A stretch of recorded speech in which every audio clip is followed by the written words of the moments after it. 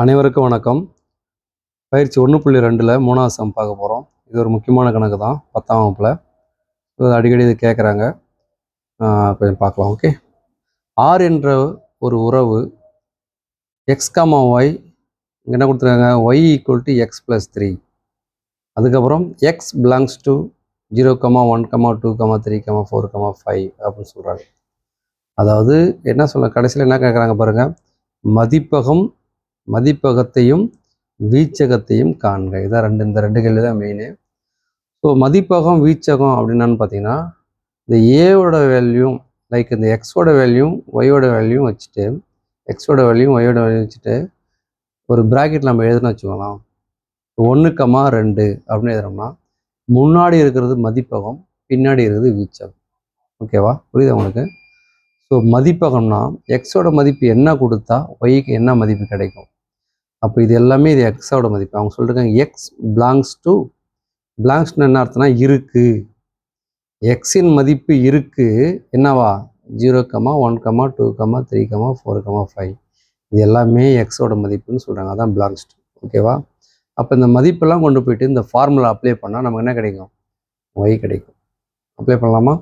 So X மட்டும் நம்ம first மறுபடியும் ஒரு டைம் எடுத்து எழுதிக்கிறேன். எக்ஸ் பிலாங்ஸ் டு என்ன சொல்லியிருக்காங்க, 0, 1, 2, 3, 4, 5. ஓகே. நம்ம என்ன ஃபார்முலா இருக்குது பாருங்கள், y equal to X plus 3. இந்த எக்ஸுன்ற இடத்துல இந்த ஒரு மதிப்பாக போட்டோம்னா கிடைச்சிரும். அவ்வளோதான் விஷயம், முடிஞ்சு போச்சு. y கிடைச்சிரும். ஸோ ஃபஸ்ட்டு எக்ஸுக்கு என்ன மதிப்பு நம்ம எடுத்துக்கிறோம்னா, எக்ஸ் ஈக்குவல் டு 0ன்னு எடுத்துக்கிறோம்.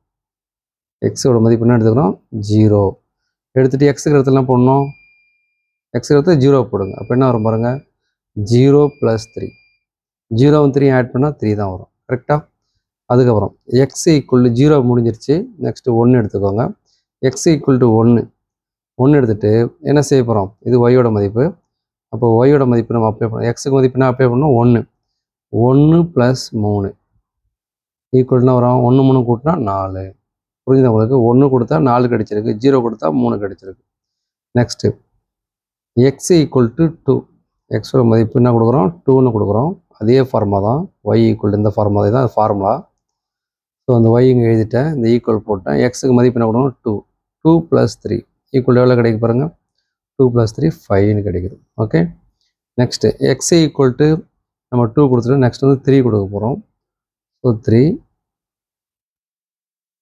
ஒய் ஈக்குவல் டு அதே ஃபார்முலா தான். ஸோ எக்ஸோட வேல்யூ என்ன கொடுக்க போகிறோம், 3 + 3 என்ன வரும், 6. புரியுதா உங்களுக்கு? நெக்ஸ்ட் பாருங்கள், எக்ஸ் ஈக்குவல் டு 4 கொடுக்கலாம். 4 கொடுத்தோம்னா ஒய்யோட மதிப்பு என்ன கிடைக்கும் பாருங்கள், இந்த எக்ஸுக்கு இடத்துல 4 போடுங்க. 4 + 3 = 7. Next X equal to 5. இதுதான் நமக்கு லாஸ்ட்டு எக்ஸில் இருக்குது. ஸோ அதே ஃபார்முலா தான், ஒய் ஈக்குவல் டு எக்ஸுக்கு வேல்யூ என்ன கொடுக்கணும், நம்ம 5ன்னு கொடுக்க போகிறோம். 5 + 3 = நம்ம என்ன வரும், 8. ஓகே. இப்போ பாருங்கள், இந்த உறவை நம்ம எழுத போகிறோம். உறவில் வந்து ரிலேஷனில் எழுதுகிறோம். என்ன கொடுக்குறோம், 0 கொடுத்தா, இந்த 0 கொடுத்தா என்ன கிடைச்ச ஆன்சர் 3. 0, 3. ஓகே. நெக்ஸ்ட்டு 1 கொடுத்தா என்ன கிடைச்சிது, 4 கிடைச்சிது. நெக்ஸ்ட்டு 2 கொடுத்தா 5 கிடைச்சிச்சு. நெக்ஸ்ட்டு 3 கொடுத்தா 6.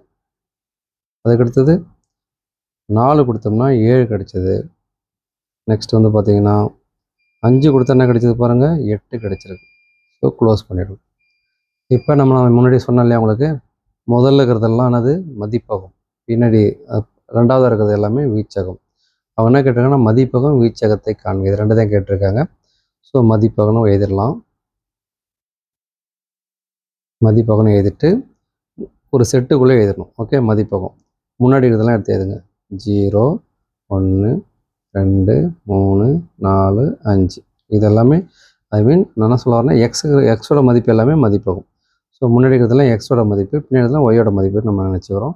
ஸோ முன்னாடி இருக்கிறது எல்லாமே எடுத்துக்கிட்டோம். இதான் மதிப்பகம். ஓகே. நெக்ஸ்ட் நம்ம கண்டுபிடிக்கிறோம் வீச்சகம்.